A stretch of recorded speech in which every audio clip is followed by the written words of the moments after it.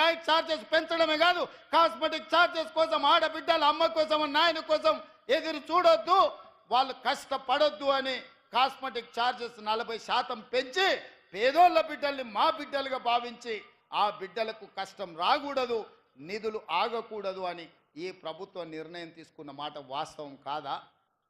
ఇవాళ ఆ పేదోళ్ళ బిడ్డలకు మేము నిర్ణయం తీసుకుంటున్నామంటే ఈ ప్రభుత్వం ఉండబట్టే కదా. ఇవన్నీ చంద్రశేఖరరావు చేసుంటే, చంద్రశేఖరరావు పరిష్కరించుంటే, ఈరోజు ఆర్టీసీలో ఆడబిడ్డలకు ఉచిత బస్సు ఇచ్చుంటే, పేదలకు 200 యూనిట్లు ఉచితంగా విద్యుత్ ఇచ్చుంటే, రాజీవ్ ఆరోగ్యశ్రీ ద్వారా 10 లక్షల రూపాయలు ఉచితంగా అందించుంటే ఇవన్నీ మాకు చేసే అవకాశమే రాకపోతుండే కదా. 55,000 ఉద్యోగ నియామక పత్రాలు ఇవాళ చంద్రశేఖరరావు గారు అందించుంటే మాకు అవకాశమే లేకపోతుండే కదా. నోటిఫికేషన్లు మేమే ఇచ్చినామంటాడు. అన్నీ ఉన్నా అల్లు నోట్ల శని ఉన్నాయని హరీష్ రావు గారు, నువ్వు నీ మామ కలిసి నియామకాలు చేపట్టినుంటే మాకెందుకు వస్తుండేనాయా? మీ కవితమ్మ ఎంపీకి ఓడిపోతే 3 నెలల ఎమ్మెల్సీ చేశారు. మీ వినోద్రావు ఈయనే ఉంటాడు కదా దొర, వినోద్రావుని ఎంపీగా బండకేసి కొడితే ఎంబడే ప్రణాళిక బోర్డు వైస్ చైర్మన్కి ఇచ్చారు. హరీష్ రావు మంత్రి అయిండు, కేటీఆర్ మంత్రి అయిండు, సంతోష్ రావు రాజ్యసభ అయిండు. మీకు అందరికీ ఉద్యోగాలు ఆగమేఘాల మీద వచ్చినాయి కదా. మరి ఈ నోటిఫికేషన్లు ఇస్తే 10 ఏళ్ల వరకు ఎందుకు వీళ్ళకు నియామక పత్రాలు ఇవ్వలేదని నేను అడుగుతున్న తెలంగాణ సమాజాన్ని, ఉద్యమకారులను, విద్యార్థులను, నిరుద్యోగ యువకులను. తెలంగాణ రాష్ట్రం కోసం 1200 మంది బిడ్డలు చచ్చిపోయింది. ఒక కుటుంబంలో ఒక ముఖ్యమంత్రిని, ఒక మంత్రిని, ఒక ఆర్థిక మంత్రిని, ఓ రాజ్యసభ, ఓ లోక్సభ, ఓ ఎమ్మెల్సీ, వాళ్ళ చుట్టపోళ్ళందరికీ ఉద్యోగాల కోసం ఈ పిల్లలు ఆత్మ బలిదానాలు చేసుకున్నారా?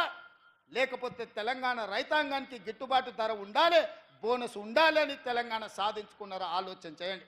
వాళ్ళ పిల్లలకు ఉద్యోగాలు ఉండాలి, వాళ్ళ పిల్లలు భద్రంగా ఉండాలి, కడుపు నిండా తినాలి, కంటి నిండా నిద్రపోవాలనా? ఇవాళ పేదోళ్ళ పిల్లలు 35 లక్షల మంది కోచింగ్ సెంటర్లలో 10 ఏళ్ళ నుంచి తల్లిదండ్రులు ఉపాధి హామీ కూలీ పైసలు రూపాయి జమ చేస్తే 10 ఏళ్ళు పోటీ పరీక్షల కోసం ఢిల్లీ, హైదరాబాద్ చౌరస్తాలల్లో నిరుద్యోగ యువకులుగా తిరుగుతున్నాం. 21 ఏళ్ళు వచ్చినోడు ఉద్యోగం కోసం ప్రయత్నం చేస్తే ఈ 10 ఏళ్ళు 35 ఏళ్ళకు వచ్చారు వాళ్ళు. 21 నుంచి 35 ఏళ్ళే అత్యంత కీలకమైన వయసు ఏ యువకుడికైనా. ఆ వయసే నిర్వీర్యం అయిపోయిన తర్వాత వాడు ఎందుకు పనికొస్తాడు? ఒక్కసారి ఆలోచన చేయండి. అందుకే మేము ఆలోచన చేసి ఈ పేదవాళ్ళ కోసం, నిరుద్యోగ యువకుల కోసం 55,000 ఉద్యోగాలు ఇవ్వడం ద్వారా ఈరోజు వాళ్ళను విముక్తి కలిగించినాం. కోచింగ్ సెంటర్ల చుట్టూ తిరిగి ప్రదక్షిణలు చేసి జీవితం మీద నిరాశతోని ఆత్మహత్యలు చేసుకోవద్దని ఒక మహేందర్ ముదిరాజు, ఒక సురేష్ నాయకో, లేకపోతే ఒక ముత్యాల సాగరో, లేకపోతే ఒక కవితనో వనపర్తిలో సూసైడ్ చేసుకున్న పిల్లలు, అట్లాంటి సంఘటనలు జరగొద్దు అని ఇవాళ ఈ పరీక్షలన్నీ నిర్వహించినాం. ఇందుకోసం తెలంగాణ రాష్ట్రం తెచ్చుకున్నామో ఒకసారి ఆలోచన చేయండి మిత్రులారా. కేవలం ఒక కుటుంబం కోసం 4 కోట్ల ప్రజలు ఉద్యమ బాట బట్టి, వందలాది మంది విద్యార్థులు ఆత్మ బలిదానాలు చేసుకొని, లక్షలాది మంది అక్రమ కేసులు ఎదుర్కొని, నిరసనల ద్వారా, రాస్తా రోకల ద్వారా, ఉద్యమాల ద్వారా, బంధుల ద్వారా తెలంగాణ రాష్ట్రం ఎందుకోసం తెచ్చుకున్నారు? ఒక కుటుంబాన్ని అందలం ఎక్కించడానికా, లేకపోతే 4 కోట్ల తెలంగాణ ప్రజలు బాగుపడడానిక? ఒక్కసారి ఆలోచన చేయండి. ఇవాళ వాళ్ళ బాధ ఏందో నాకు అర్థమవుతలేదు, వాళ్ళ దుఃఖానికి కారణం ఏందో నాకు అర్థం కావట్లేదు. పొద్దున్న లేస్తే ఒకటే ఏడుపు, శాపనార్థాలు. ఇట్లా కాదు అట్లా, అట్లా కాదు ఇట్లా అని. 10 ఏళ్ళు మీరే ఉన్నారు కదా, మీకు ఇంత తెలివితేటలు ఉంటే ఓటు చేయొద్దు అన్నాడు. 80,000 పుస్తకాలు చదివిన అపర మేధావులే మీరైతే ఈ రైతుల సమస్య మీకు తెలవలేదా? ఆడబిడ్డల బాధ మీకు చేరలేదా? మా నిరుద్యోగ యువకుల యొక్క కష్టం మీకు అర్థం కాలేదా? అర్థమైనా మీ కుటుంబం పంచపక్ష పరమాణాలతో తింటూ, మా ప్రాణాలతో చెలగాట మాడుతూ, మా విద్యార్థులను బలి తీసుకుంటూ, మా రైతులను ఆత్మహత్యలకు ఉరిగొల్పుతూ మీరు అనుభవించిన మాట వాస్తవం కాదా? ఓపిక లేదా? 5 ఏళ్ల కోసం ప్రజలు తీర్పిచ్చారు, 5 ఏళ్ల కోసం ఈ ప్రభుత్వాన్ని ఇచ్చారు. 5 ఏళ్ల తర్వాత మేము చేసిన పనులన్నిటిని తీసుకెళ్లి ప్రజలకు ఈ విధంగా వివరించి 5 ఏళ్ళు మేము పనిచేసినాం, మరో 5 ఏళ్ళు అవకాశం ఇవ్వండి అని ప్రజల దగ్గరికి మేము వెళ్తాం కదా. తెల్లారకు ముందే కొత్త బిచ్చగాడు పొద్దుకు తిరగాడు అన్నట్టు పొద్దున్న లేస్తే తలా ఒదిక్కు చేరి ఈ ప్రభుత్వాన్ని పని చేయనీయము అని అంటున్నారు. అందుకే తెలంగాణ సమాజాన్ని ఆలోచన చేయమని నేను అడుగుతున్నా. ఇవాళ 5 ఏళ్ల కోసం ఎన్నుకున్న ప్రభుత్వం అద్భుతాలు సృష్టిస్తుందా ఒకటే రోజు? ఎంత కండలు తిరిగిన 6 ప్యాక్ ఉన్న పిల్లగానికి 6 అడుగులు ఆజానుబాహు అంటారు కదా, అట్లాంటి కండలు తిరిగిన వాడికి పెళ్లి చేస్తే ఒకటే రోజు పిల్లలు అవుతారా చెప్పండి? కండలు తిరిగే ఉండొచ్చు, 6 అడుగుల ఉండొచ్చు, పెళ్లి చేస్తే ఒకటే రాత్రికి పిల్లలను చేయగలడా? దేనికైనా ఒక ప్రాసెస్, ఒక విధానం, ఒక విధి విధానాలు ఇవన్నీ ఉంటాయి. ఆ విధి విధానాల ప్రకారం ప్రభుత్వం పనిచేస్తుంది. మీకు నిధులు ఇవ్వాలన్నా కింద సెక్షన్ ఆఫీసర్ నుంచి పై వరకు చీఫ్ సెక్రటరీ వరకు సంతకమై మంత్రి దగ్గర క్లియర్ అయి, ఆర్థిక మంత్రి దగ్గర క్లియర్ అయి, ముఖ్యమంత్రి కార్యాలయానికి వస్తేనే సంతకం పెట్టాల్సి వస్తుంది. ప్రతి పనికి ఒక ప్రాసెస్ ఉంటుంది. ఆ ప్రాసెస్ను కంప్లీట్ చేయడానికి ఒక విధానం ఉంటుంది. ప్రజలు మాకు అధికారం ఇచ్చింది 5 ఏళ్ల కోసం. అప్పుడే ఎందుకంత ఆతృత అని నేను అడుగుతున్నా. ఏందా మీ బాధ, మీ దుఃఖము ఏంది? తండ్రి కొడుకు అల్లుడు చూడుండ్రి, ఒక్కసారి ఆలోచన చేయమని అడుగుతున్న తెలంగాణ సమాజం. 10 ఏళ్ళు వాళ్ళే కదా కుర్చీలు ఉన్నది, 10 నెలలు కూడా ఓపిక పట్టారా? మేమేమో అల్లాటప్పకు వచ్చినామా, అడుక్కొని వచ్చినామా? ప్రజలు ఆశీర్వాదిస్తూ వచ్చి కుర్చీలో కూర్చున్నాం కదా. మిమ్మల్ని బొందబెట్టి మమ్మల్ని కుర్చీలో కూర్చోబెడితేనే కదా ఇవాళ మేము వచ్చింది. అప్పుడే దిగిపో అని అంటే ఏంది ఇది? మేము అట్లనే చేసినామా? 5 ఏళ్ళు జానారెడ్డి గారు ప్రతిపక్ష నాయకుడిగా ఎప్పుడైనా ఇట్లా చిల్లర మాటలు మాట్లాడిండగా, చిల్లర మల్లరగా వ్యవహరించిండా?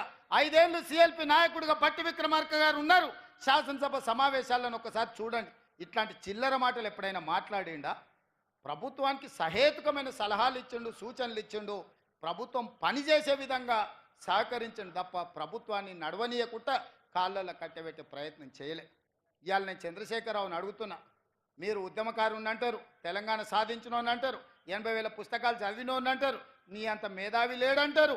అన్ని కరెక్టే ఉన్నాయి. కానీ ఈ మేధావికి ఈ ఇంగిత జ్ఞానం అనేది 5 సంవత్సరాలకు ఎన్నికైన ప్రభుత్వం ఆ పిల్లల్ని పని చేయనిద్దాం, నా అనుభవంతో వాళ్ళకు కొన్ని సూచనలు ఇద్దామని ఎందుకు ముందుకు వస్తలేడని నేను అడుగుతున్నా. రండి చంద్రశేఖరరావు గారు, శాసనసభకు రండి, మీ అనుభవాన్ని తెలంగాణ ప్రజలకు పంచండి.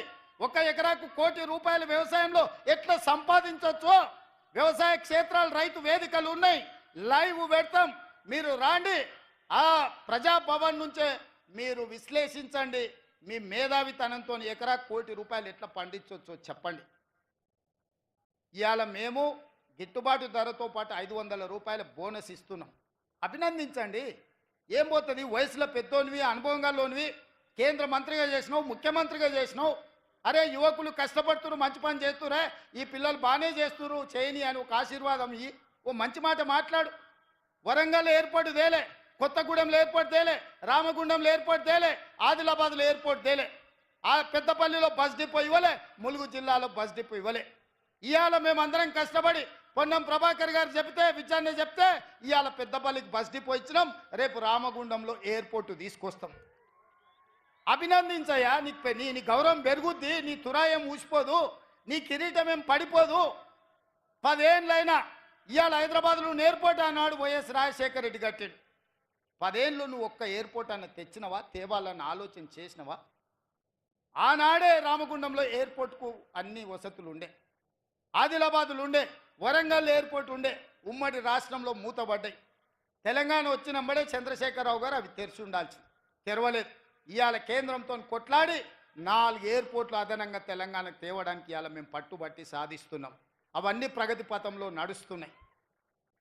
నువ్వు ఆదిలాబాద్, నువ్వు ఇవాళ పెద్దపల్లిలో బస్ డిపో, ములుగు జిల్లాలో బస్ డిపో కూడా ఇవ్వలేదు. ఇంతకంటే దుర్మార్గం ఉంటుందా? ఇవాళ నా దృష్టికి రాగానే 15 ఏళ్లలో ఒక్క బస్ డిపో కూడా ఇవ్వలే. మొట్టమొదటి బస్ డిపో ఈ 15 ఏళ్లలో ఈరోజు పెద్దపల్లికి పూర్తి స్థాయి బస్ డిపో ఇచ్చినాం. ఇది కాంగ్రెస్ పార్టీ విధానం. ఇవాళ బస్ డిపోలే కాదు, ఎయిర్పోర్టులు కూడా మీ కూతవేటు దూరంలో వస్తున్నాయి అంటే ఈ ప్రజా పాలనతోనే సాధ్యమైంది మిత్రులారా. అందుకే ఈరోజు రైతులు కావచ్చు, మహిళలు కావచ్చు, విద్యార్థులు కావచ్చు, నిరుద్యోగ యువకులు కావచ్చు, మైనారిటీలు కావచ్చు, ఎస్సీలు కావచ్చు, ఎస్టీలు కావచ్చు, బీసీలు కావచ్చు, ముఖ్యంగా మా బీసీ సోదరులారా, మీ కులగణన గురించి ఎన్ని సంవత్సరాల నుంచి, ఎన్ని దశాబ్దాల నుంచి మీరు కొట్లాడుతున్నారు. ఇవాళ కాంగ్రెస్ పార్టీ కులగణనను 95% పూర్తి చేసుకున్నది. కులగణనలో ఎందుకు చంద్రశేఖరరావు, హరీష్ రావు, తారక రామారావు పాల్గొంటలేడని నేను అడుగుతున్నా. మీరు బీసీ వ్యతిరేకులా, బీసీ ద్రోహులా? మీరు ఈ రాష్ట్రంలో లేరా? మీరు పదవులు అనుభవిస్తలేరా? ఆ బీసీలతో ఓట్లు వేయించుకోలేదా?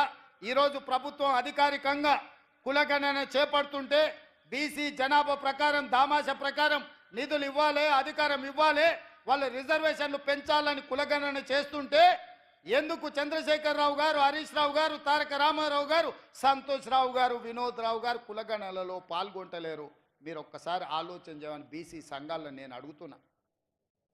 ఇది ప్రభుత్వం అధికారికంగా చేపట్టిన కార్యక్రమం. ఆనాడు చంద్రశేఖరరావు సమగ్ర కుటుంబ సర్వే చేపట్టి మేము పాల్గొనలేదా? రాజకీయంగా మాకు వైరుధ్యం ఉండొచ్చు. ఒక మంచి పని కోసం ప్రభుత్వాలు ముందుకు వచ్చినప్పుడు వాటికి అనుకూలంగా వాటిని కొనసాగించే విధంగా మనం వ్యవహరించాలి. ఈరోజు కులగణనలో ఎందుకు చంద్రశేఖరరావు గారు పాల్గొంటలేడు అని నేను వేదిక మీద అడుగుతున్నాను. బీసీ సంఘాలను ఆలోచన చేయమని నేను విజ్ఞప్తి చేస్తున్నా. ఎవరైతే బీసీ కులగణనలో తెలంగాణ రాష్ట్రంలో పాల్గొనరో సామాజిక బహిష్కరణ చెయ్యండి వాళ్ళని అని చెప్పి నా బీసీ సోదరులకు నేను విజ్ఞప్తి చేస్తున్న ఈ వేదిక మీద నుంచి. ఇది ఒక గొప్ప లక్ష్యంతో రాహుల్ గాంధీ గారు ఇచ్చిన మాటతో ఈ తెలంగాణ సమాజంలో చేసి దేశం మొత్తం కులగణన చేసే విధంగా ఇవాళ ఒత్తిడి తేవడానికి కార్యక్రమం తీసుకున్నాం. ఇట్లాంటి కార్యక్రమాలు తీసుకొని ముందుకు వెళ్తుంటే పెద్ద మనసుతో మమ్మల్ని అభినందించాల్సింది పోయి శాపనార్థాలు పెడుతున్నాడు ఇవాళ చంద్రశేఖర్ రావు గారు. ఏంది ఇది పద్ధత అని నేను అడుగుతున్న వారిని. వారికి అనుభవం ఉంది, వారికి వయసు ఉంది, వారికి చదువుకున్న 80,000 పుస్తకాలని చెప్పుకునే తెలివితేటలు ఉన్నాయి. ఇన్నిట్లకి కనీసం ఈ చిన్న మర్యాద పాటించాలన్న విషయం వారికి అర్థం కావడం లేదా అని నేను వారిని అడుగుతున్నా. అందుకే మిత్రులారా, ఇవాళ ఇంత ఆలస్యమైన